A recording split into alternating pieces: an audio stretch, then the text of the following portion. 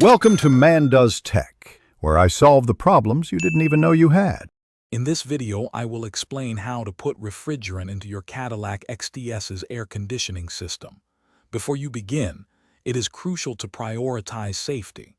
Always wear protective eyewear and gloves. Ensure you have the correct type of refrigerant for your vehicle.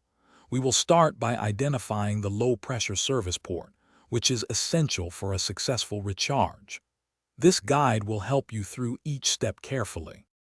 Next, you will connect the Quick Connect fitting from your AC recharge kit to the low-pressure service port. Make sure the connection is secure to avoid any refrigerant leaks. Once connected, the gauge on your kit will display the current pressure of your AC system. It is important to compare this reading with the recommended pressure range, which is often found in your vehicle's manual or on a sticker under the hood. This step helps determine if refrigerant is truly needed. With the engine running and the air conditioning set to its highest cooling and fan speed, you can begin adding refrigerant.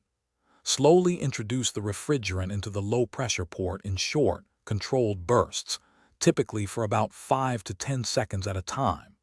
Continuously monitor the pressure gauge to ensure you do not overfill the system, which can cause significant damage. You should also feel the air from the vents getting colder.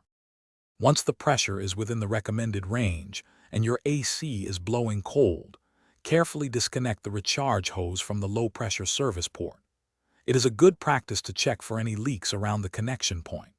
Remember to dispose of any partially used or empty refrigerant cans responsibly, following local regulations. If your air conditioning problems continue, it is always best to consult a certified automotive technician for a thorough diagnosis. Thanks for watching. If you found this helpful, don't forget to like and subscribe.